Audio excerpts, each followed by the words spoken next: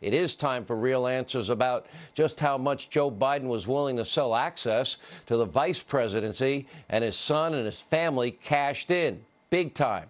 Here with more, Republican Congressman Jim Jordan and Congressman Ken Buck. Ken, let's talk about what you're fighting for and asking for here. Absolutely, Sean. What I'm asking for is the Attorney General of the United States to appoint a special counsel to look into the very facts that you just pointed out. There is a serious pattern of corruption that Hunter Biden has engaged in with Joe Biden's knowledge. It was just 2 days after a Burisma board member met with Joe Biden that Hunter Biden goes on the board of Burisma and gets $83,000 a month in payments. It's just 12 days after Hunter Biden is on a plane with his dad, Air Force Two, going to China, that all of a sudden this investment company is created. There is this pattern of behavior. If the Vice President of the United States is willing to do it, there's no reason to believe that the President of the United States won't do the same thing. All right, Jim Jordan, you know, I'm going to tell you how people feel, and when I talk to people, what they're telling me, is there anything we reported on the Trump-Russia 2016 collusion hoax that was wrong? Anything about the dirty dossier that we reported that was wrong? Anything about premeditated fraud on the FISA court that was wrong? Any of that wrong? No, only thing we were wrong about, Sean, it was worse than we thought. And the way you framed it up is exactly why Ken's call for a special counsel is needed. For 4 years, the Democrats said President Trump colluded with Russia. We know that wasn't true. They went after his family, deposed Don Jr.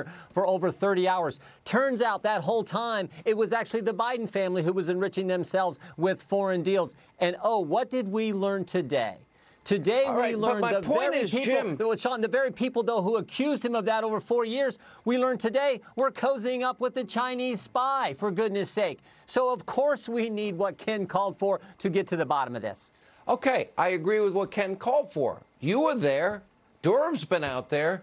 After the Horowitz report corroborated everything you had said and I had said and our ensemble cast here had said, where's Durham? Where are the indictments? Why didn't anything happen? Is anything going to happen?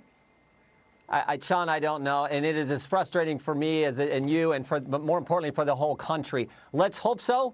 Again, last week the Attorney General told us he has now given the designation of special counsel to Mr. Durham. Let's hope he does this same thing for what Ken is calling for in the Hunter Biden issue. But we'll have to wait and see. I remind people all the time, all we can do is draw attention to the facts. And you've done that for 4 years. We've done that. Ken's done that. But at some point, it's the Justice Department who actually has to do the investigations. And if indictments are warranted, they have to proceed in that manner. Ken, are you getting any indication? Because you're right on the facts, on the merits.